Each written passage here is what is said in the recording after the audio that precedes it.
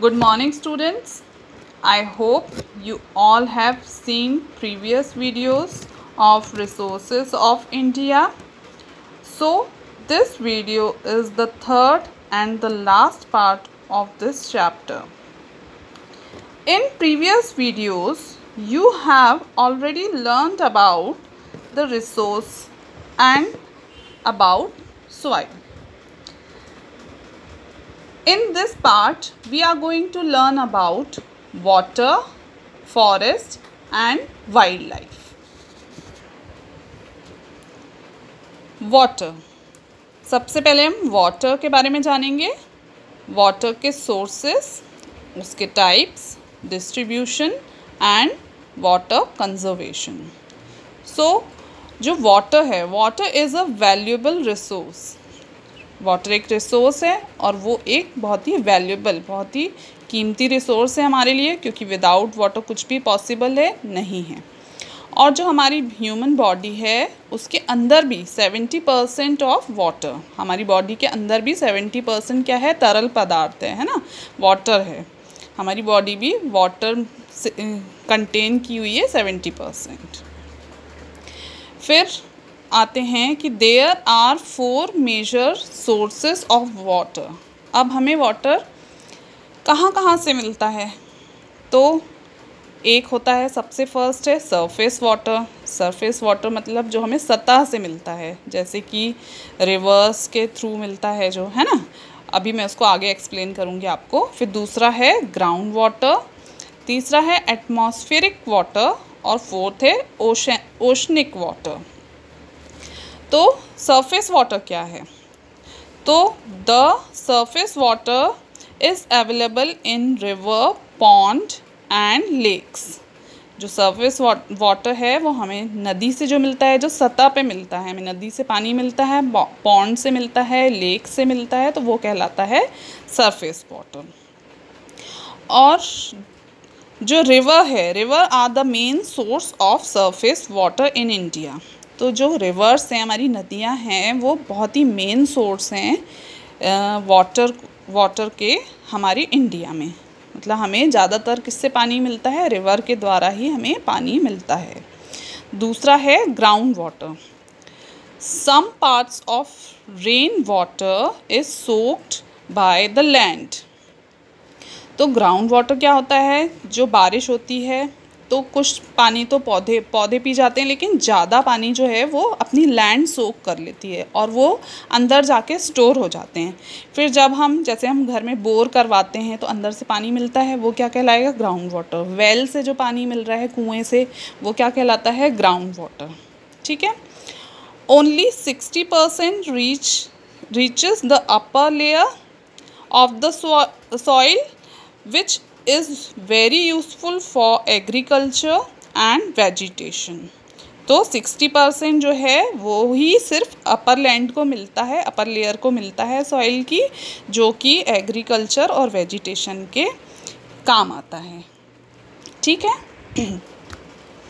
Third है atmospheric water, जो कि हमें हमारे एटमॉस्फेयर से मिलता है.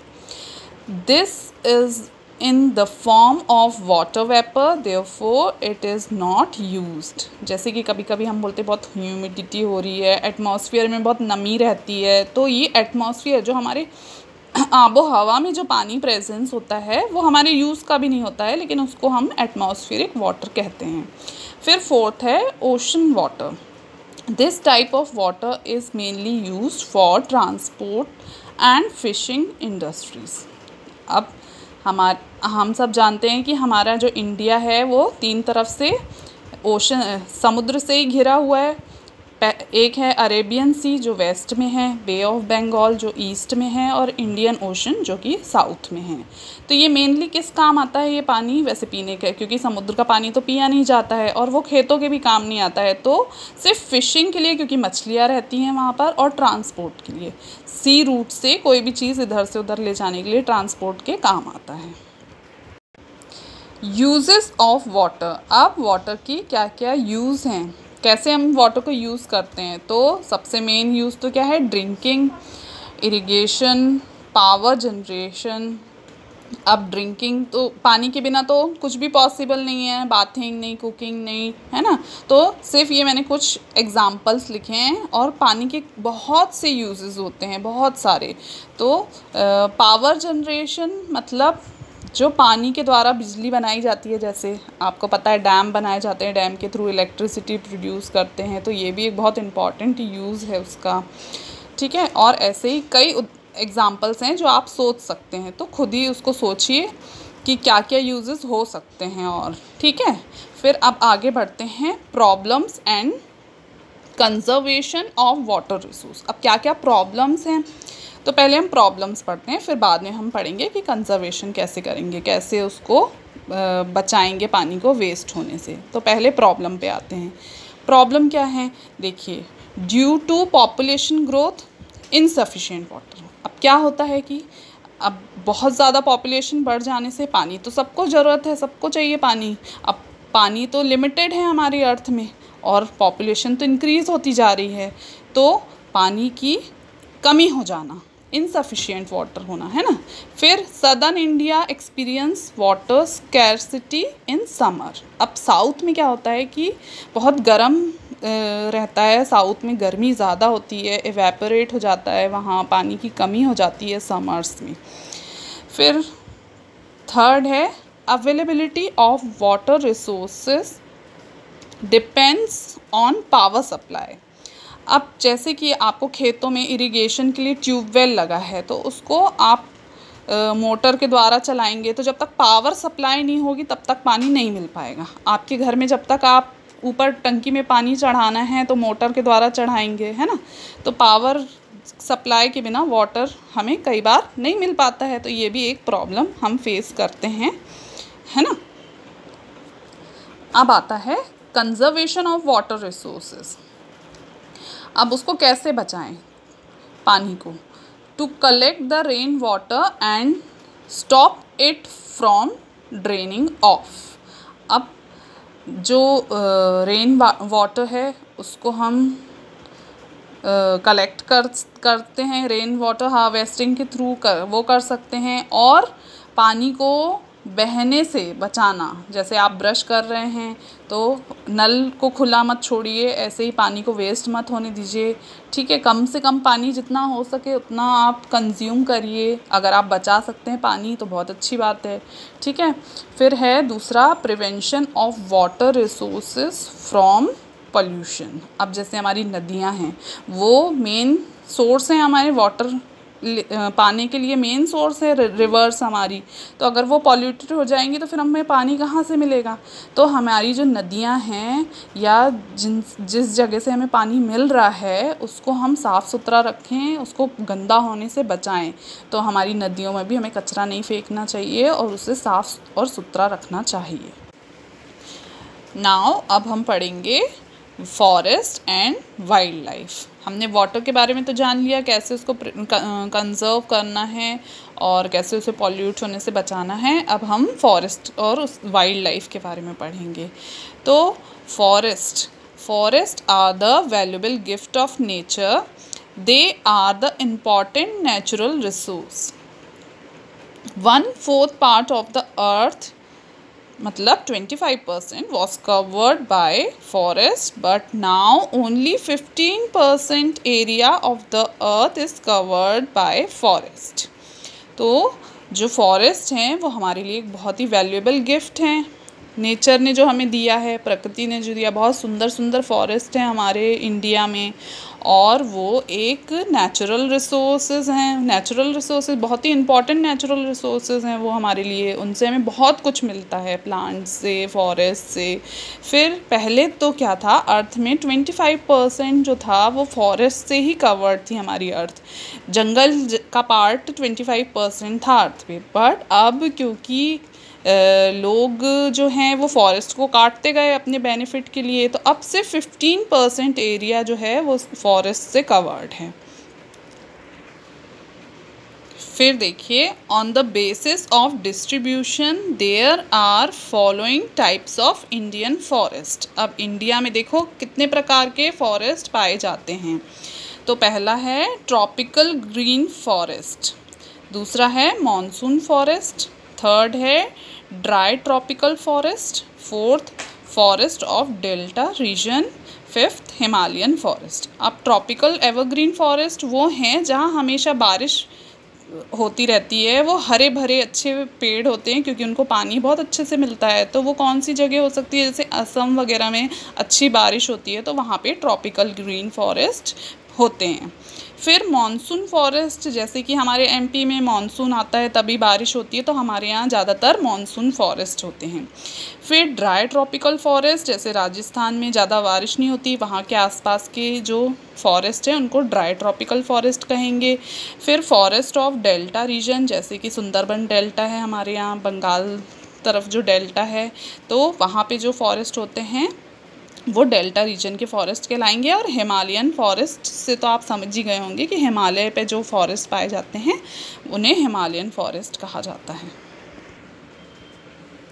अब हम देखेंगे आगे direct benefits from the forest. अब हमको सीधे सीधे क्या प्रॉफिट बेनिफिट होते हैं, क्या फ़ायदे होते हैं फॉरेस्ट के होने से।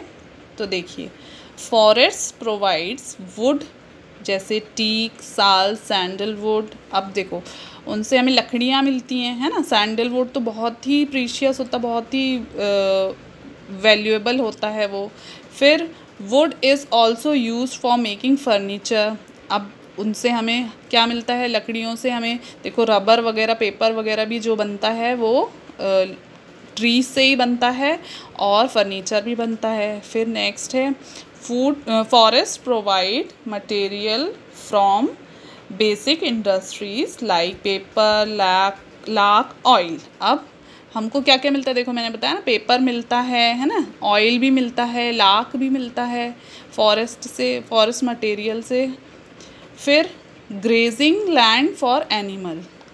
ग्रेजिंग मतलब जो चरने के लिए जो एनिमल्स होते हैं वो फॉरेस्ट में जाते हैं और वहाँ पे घास वगैरह खाते हैं, छोटे छोटे पौधे खाते हैं। फिर हमें रोज़गार भी मिलता है, एम्प्लॉयमेंट भी मिलता है। कैसे, अब बहुत सारे जैसे कि अब फर्नीचर बनेगा अगर वुड से, तो एम्प्लॉयमेंट तो मिलेगा। अकेला एक व्यक्ति तो बनाएगा नहीं फर्नीचर, तो पहले उसको लकड़ियों को काटेंगे, फिर उसको शेप देंगे, तो बहुत सारे लोगों को ऐसे रोज़गार भी मिलता है, एम्प्लॉयमेंट भी मिलता है। तो ये हमारे डायरेक्ट बेनिफिट हैं फॉरेस्ट से। और भी बहुत से बेनिफिट्स मिलते हैं फॉरेस्ट से। अब हम इसके बाद पढ़ेंगे indirect benefits from the forest. तो इनडायरेक्ट जो हमें एकदम से नहीं देख पाते, लेकिन वो होता है, वो बेनिफिट मिलते हैं हमें। जैसे कि पहला तो फॉरेस्ट अगर होंगे तो वो क्या कंट्रोल करेंगे, सॉइल इरोजन। सॉइल इरोजन मैंने आपको बताया था कि जो प्लांट्स होते हैं, ट्रीज़ होते हैं, वो अपनी जड़ों से सॉइल को पकड़ के रखते हैं, उनको बहने से, उनके अंदर जो मिनरल्स हैं, जो अच्छी चीज़ें हैं जिससे उपजाऊ होती है सॉइल, उसको वो रोक कर रखते हैं, अपनी जड़ों से पकड़ के रखते हैं। फिर कंट्रोल द क्लाइमेट, क्लाइमेट भी, वेदर भी कंट्रोल करते हैं, है ना। फिर इंक्रीज़ वाटर लेवल, क्योंकि अगर ट्रीज़ जितने ज़्यादा होंगे तो बारिश भी उतनी अच्छी होगी और वाटर का लेवल भी जो है वो अच्छा बढ़ेगा अपने आप। नेक्स्ट इनडायरेक्ट बेनिफिट ऑफ क्या है, effect on quality of oxygen. अगर फॉरेस्ट होंगे, जितने ज़्यादा फॉरेस्ट होंगे उतने ही ज़्यादा ऑक्सीजन भी हम लोगों को, शुद्ध हवा, शुद्ध वायु मिलेगी। ओके। और नेचुरल ब्यूटी, तो फॉरेस्ट से क्या होता है, नेचुरल ब्यूटी भी रहती है, नेचर की भी ब्यूटी बनी रहती है। Now conservation of forest in India. अब कंजर्वेशन, फॉरेस्ट को बचाने के लिए, फॉरेस्ट को कंजर्व करने के लिए इंडिया में क्या क्या कदम उठाए गए उसके बारे में हम जानेंगे। पहला तो British government made forest policy in 1894 in India.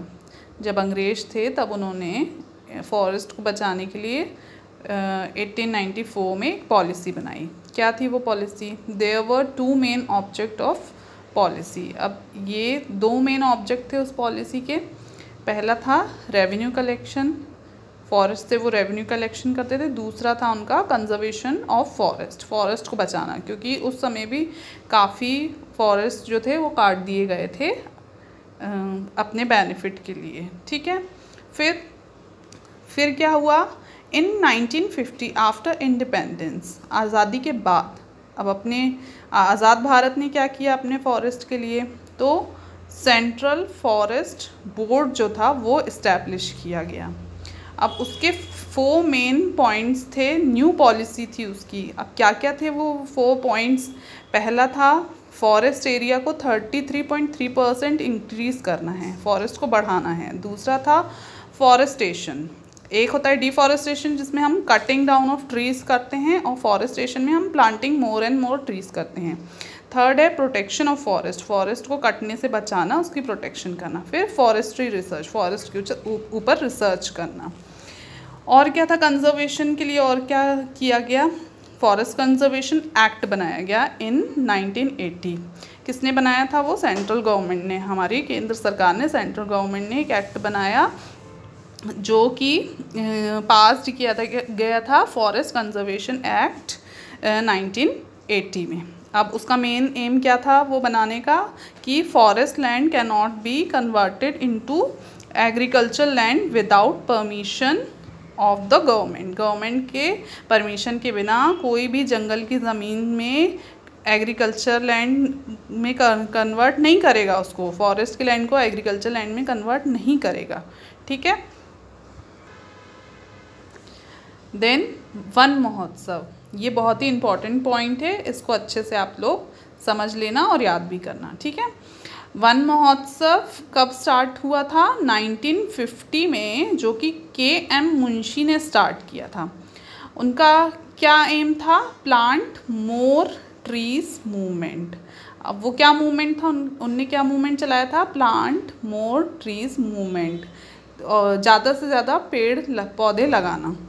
तो वो कब से कब तक होता है वन महोत्सव? 1 to 7 July every year in our country. अपनी कंट्री में 1 जुलाई से लेके 7 जुलाई तक वन महोत्सव मनाया जाता है, जो कि किसने स्टार्ट किया था? KM मुंशी जी ने, ठीक है। फिर कंजर्वेशन ऑफ फॉरेस्ट में अगला पॉइंट है सोशल फॉरेस्ट्री। ये एक प्लांटेशन प्रोग्राम है जो कि वर्ल्ड बैंक द्वारा ऑर्गेनाइज किया गया था। उसका मेन एम क्या था? Plant useful trees in waste land, road side and near village.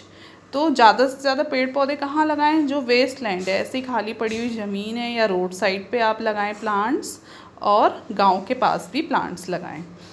फिर है 6 point 1 tree for every child. ये एक स्लोगन स्टार्ट किया गया है जो कि स्कूल कॉलेजेस में भी, जैसे हमारे स्कूल में भी आए थे प्लांट लगाने, तो स्कूल कॉलेजेस में ये कि 1 ट्री फॉर एवरी चाइल्ड, हर बच्चे के लिए एक पेड़, मतलब हर बच्चे को एक पेड़ लगाना चाहिए, ठीक है। फिर फॉरेस्ट फायर कंट्रोल प्रोजेक्ट, जो कि UNDP मतलब यूनाइटेड नेशंस डेवलपमेंट प्रोग्राम के द्वारा चालू किया गया। जैसे कि जंगलों में आग लग जाती है तो वो ना लगे, और उसको कैसे बचाया जाए फायर से, फॉरेस्ट को जलने से बचाया जाए, तो ये सारी चीज़ें इसके अंतर्गत आती है, ठीक है, फॉरेस्ट फायर कंट्रोल प्रोजेक्ट के अंतर्गत। Now we will study about wild life and endangered species. Animals and wild life are one of the most important forest resource. जो एनिमल्स है और जो वाइल्ड लाइफ है, जंगल की जो लाइफ है, जहाँ पे अलग अलग स्पीशीज़ के एनिमल रहते हैं, वो हमारे लिए बहुत ही इम्पॉर्टेंट है। They have to be saved for ecological balance. अब इकोलॉजिकल बैलेंस क्या होता है?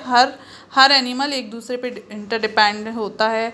अगर एक स्पीशी ख़त्म हो जाएगी तो ऑटोमेटिकली सारे जानवर ख़त्म हो जाएंगे। तो वाइल्ड लाइफ भी हमारे लिए बहुत ज़रूरी है, और इकोलॉजिकल बैलेंस रखने के लिए हमको उनको सेफली रखना भी बहुत ज़रूरी है।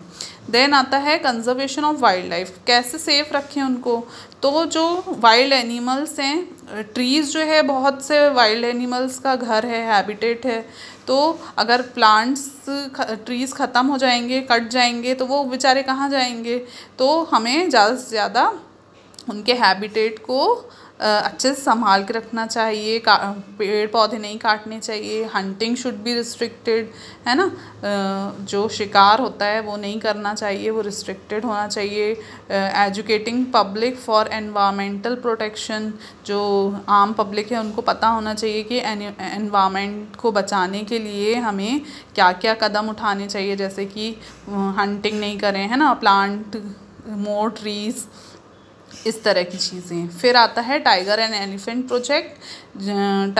1973 में टाइगर प्रोजेक्ट चालू हुआ था। 27 टाइगर रिज़र्व हैं हमारे इंडिया में और 14 एलिफेंट प्रोजेक्ट्स हैं। फिर आता है बायोस्फीयर रिज़र्व। तो 14 biosphere reserves have been established in our country। अपनी कंट्री में 14 बायोस्फीयर रिज़र्व हैं। बायोस्फीयर रिज़र्व मतलब, बायोस्फीयर मतलब जहाँ पे जीव रहते हैं उनको रिज़र्व करने के लिए, उनको अच्छे संरक्षण करने के लिए, उनको अच्छे से रखने के लिए जो है 14 बायोस्फीयर रिज़र्व इस्टेब्लिश किए हैं, बनाए गए हैं। तो यहाँ पर ये टॉपिक ख़त्म होता है। फर्स्ट पार्ट जो है रिसोर्सेज ऑफ इंडिया का चैप्टर 1 वो यहाँ पे ख़त्म होता है। अब नेक्स्ट वीडियो में मैं सेकंड चैप्टर स्टार्ट करूँगी, तो आप लोग अच्छे से उसके क्वेश्चन आंसर लिख लीजिएगा।